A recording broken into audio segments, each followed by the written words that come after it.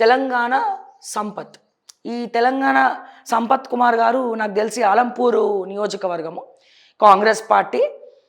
Okay, ఈయన ఒక మహిళా ఆఫీసర్ని బెదిరిస్తున్నాడు. ఏం బెదిరిస్తున్నాడు, ఎట్లా బెదిరిస్తున్నాడు, ఫస్ట్ ఆ ఆడియో రికార్డింగ్ విన్న తర్వాత మనం మిగతా విషయాలు ఈయన గురించి మాట్లాడుకుందాం.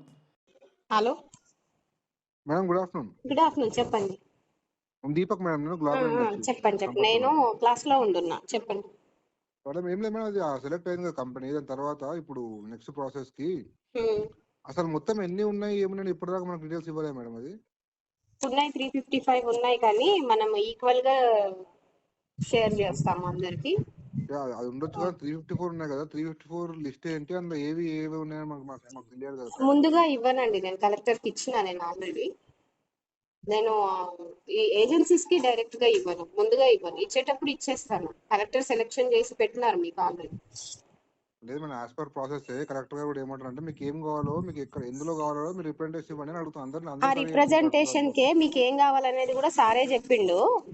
DMHO, revenue and collectorate, nursing college, PHC Alampur. Priyanka sir. Sampath Kumar మాట్లాడుతున్నా. సార్ చెప్పండి సార్. ఏమమ్మా ఉంటావా? ఎక్కడ ఉంటాను సార్? ఉంటాను సార్, ఉంటాను. ఆ లిస్ట్ పంపించమంటే ఎందుకు పంపిస్తలేవు? నేను ఫోన్ చేస్తే ఎత్తలేవు సార్. నేను క్లాస్ లో ఉన్నాను ఇంతకు ముందు. కానీ లేదు, ఫోన్ చేస్తే కూడా లిఫ్ట్ చేస్తలేవు. నేను క్లాస్ లో ఉన్నాను సార్. ఇప్పుడు చేసినావు కదా, అప్పుడు చూసుకోలేవు నెంబరు. ఎప్పుడు క్లాస్ నుంచి రాగానే సార్ దగ్గరికి మీటింగ్ కి వెళ్ళినా. సరే సరే, ఆ లిస్ట్ పెట్టమ్మా. ఏ కేటగిరీ నేను లిస్ట్ నేను బయటికి పెట్టాను సార్. నేను కలెక్టర్ సార్ కి పెట్టినా, సార్ మీకు పెడతారు. నేను బయటికి ఎవరికి పోతావులే, సర్లే, పర్వాలేదు. ఏమమ్మా ఉంటావా, ఏమమ్మా ఉంటావా? ఎవరండి మీరు అందరూ? ఎవరు మీరంతా? ఎప్పుడు చూసినా బెదిరిస్తూనే ఉంటారు. ఎవరు మీరంతా? ఎవరండి మీరు?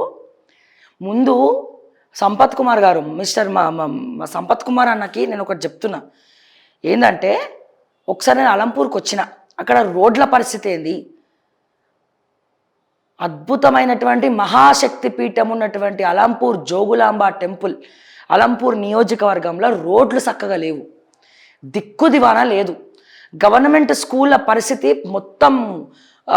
మొత్తం పిల్లర్ల మీద శిథిలావస్థ మధ్యలో గవర్నమెంట్ స్కూల్ పరిస్థితి నడుస్తుంది.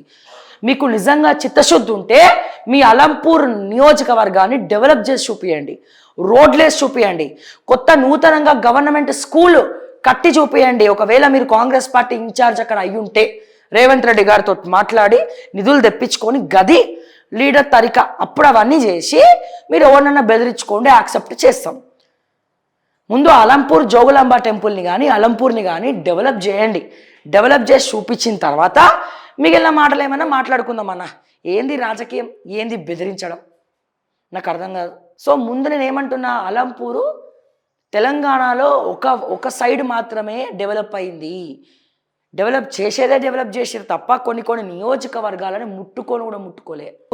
ఒక నియోజకవర్గం, అక్కడ రోడ్లు, అక్కడ డ్రైనేజ్ సిస్టమ్ కావచ్చు, అక్కడ నీట్నెస్ కావచ్చు, లేకపోతే అక్కడ ఉన్నటువంటి గవర్నమెంట్ స్కూల్ కావచ్చు. సో దయచేసి మీ అలంపూర్ నియోజకవర్గం డెవలప్మెంట్ గురించి మీరు ఆలోచిస్తే మీరు మాజీ ఎమ్మెల్యే అని పిలువబడరు, మీరు అలంపూర్ ఎమ్మెల్యే సంపత్ కుమార్ అని పిలువబడతారు. సో మాజీ కావాలనో లేకపోతే మీకు ఎమ్మెల్యే పదవి కావాలనో, దాని వెనకాల ప్రజల మధ్యలో ఉండి మీ అలంపూర్ని అభివృద్ధి చేసి చూపించి ఎమ్మెల్యేగా గెలుస్తారో ఇక మీ విజ్ఞతకే వదిలేస్తున్నాం సంపత్ కుమార్ అన్న. సో ఇది అయితే నేను చెప్పాలనుకున్నా కాబట్టి, సో దయచేసి తెలంగాణ ప్రజలారా, ఇట్లా ఉంది కాంగ్రెస్ పాలన, అధికార పాలన. దయచేసి ఆలోచించండి. ప్రశ్నించకపోవడం మన తప్పు. ఖచ్చితంగా ప్రతి ఒక్కరు ప్రశ్నించాల్సినటువంటి బాధ్యత అందరిపైన ఉంటుందని చెప్పి మరొకసారి తెలియజేస్తూ మరిన్ని అప్డేట్స్ కోసం చూస్తూనే ఉండండి ఓకే టీవీ. అంటిల్ దాన్ నేను మీ శ్రావ్య. జై తెలంగాణ, జై హింద్.